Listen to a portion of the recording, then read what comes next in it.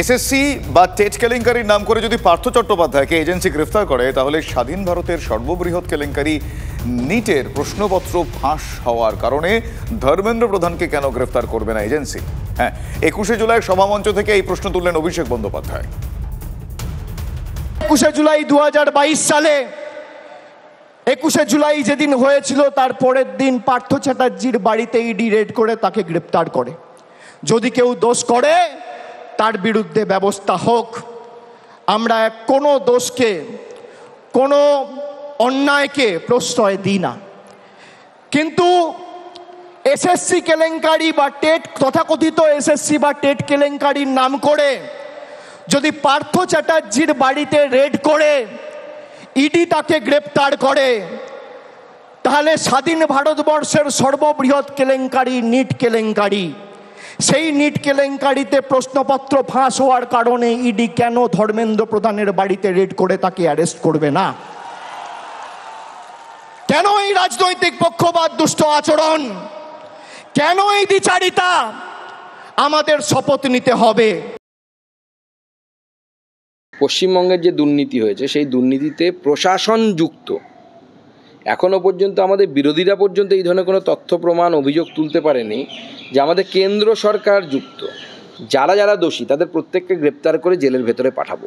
দুটোর মধ্যে fundamental difference আছে। উনি বোঝেন না, হয়তো না বুঝতে পারলে পরে আসুন, বুঝিয়ে দেবো ভালো করে।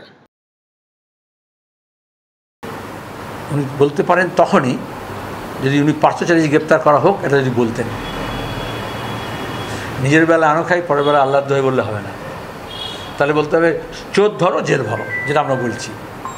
সব অপরাধীকে ধরতে হবে। ইডি শুধু ভোটের আগে অভিষেককে ডাকবে, ভোটের পরে ডাকবে না, সেটাও হবে না। ব্যক্তি বা বংশ বা ধর্ম বা দল দেখে আলাদা হবে না। 21শে জুলাইয়ের মঞ্চে নানা বিষয়ে নানা দিক দেখা গিয়েছে। সেখানে ঐক্যের বার্তাও কিন্তু সভামঞ্চ থেকে পাওয়া গিয়েছে। মমতা বন্দ্যোপাধ্যায়ের ডাকে সভায় জোটের অন্যতম নেতা অখিলেশ যাদব নেতিবাচক রাজনীতি নয়, দেশ ও সংবিধান বাঁচাতে সবাইকে ঐক্যবদ্ধ হওয়ার ডাক দিয়েছেন সমাজবাদী পার্টির প্রধান। কেন্দ্রের সরকারকে দ্রুত উৎখাত করার হুঙ্কারও আজ তার কণ্ঠে শোনা গিয়েছে। हालांकि बंगाल ने आप लोगों ने मिलकर के यहाँ मुकाबला किया, बीजेपी को हटा दिया, पीछे छोड़ दिया। यूपी भी आपके साथ रह करके पीछे छोड़ दिया। ये जो सत्ता में कुछ दिन के लिए आए हैं, ये कुछ दिन के मेहमान हैं। मैंने लोकसभा में भी कहा और आज भी कहता हूं, जो दिल्ली में सरकार में बैठे लोग हैं वो सरकार चलने वाली नहीं है, वो सरकार गिरने वाली है। और हम और आप लोग देखेंगे एक दिन कि यही सरकार गिरेगी और हमारे आपके लिए खुशियों के दिन भी आएंगे। আমরা সংগঠন জানি, আন্দোলন জানি, কিন্তু ভোট করাতে জানি না। বাঁকুড়া দলীয় বৈঠকে ফের আত্মসমালোচনার সুর শোনা গেল দিলীপ ঘোষের কণ্ঠে। লোকসভা ভোটের পর থেকেই দলের নেতা কর্মীদের নিয়ে একের পর এক বোমা ফাটিয়েছেন প্রাক্তন বিজেপি রাজ্য সভাপতি। আজ বিষ্ণুপুর শহরে যদুভট্ট মঞ্চে দলীয় বৈঠকে নির্বাচনের ফলাফল নিয়ে ফের দলের নেতা কর্মীদের অনভিজ্ঞতাকেই দায়ী করলেন দিলীপ ঘোষ। গতবারে আমাদের লড়াইয়ের ফলেতে ৭৭ আমরা পৌঁছেছিলাম।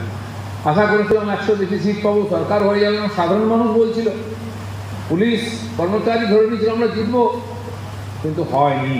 তার মানে কোথাও আমাদের ফাঁক আছে, আমাদের অভিজ্ঞতা কম আছে। আমরা সংগঠন জানি, আন্দোলন জানি, কিন্তু ভোট করাতে জানি না। ভোট কী করে করাতে হয় সেটা জানতে হবে, শিখতে হবে। প্রত্যেক নির্বাচন থেকে অভিজ্ঞতা সঞ্চয় করে আগামী নির্বাচনে যাতে ভালো করা যায় তার চেষ্টা করতে হবে। আমার সঙ্গে এই মুহূর্তে টেলিফোন লাইনে রয়েছেন তৃণমূল কংগ্রেস নেতা অরূপ চক্রবর্তী। অরূপ, আজকে দিলীপ ঘোষের কণ্ঠে যেই বিষয়টা এইমাত্র আমরা দর্শকদের শোনালাম, সেখানে এক প্রকার আত্মসমালোচনা। তিনি বলছেন যে আমরা আন্দোলন জানি, সংগঠন জানি, ভোট করাতে জানি না। কি বলবেন? গোষ্ঠী দ্বন্দ্বের দীর্ণ জীর্ণ ছত্রাকার বিজেপির আজকে নতুন করে আবার ফাটল প্রকাশ্যে এলো এই মন্তব্যে।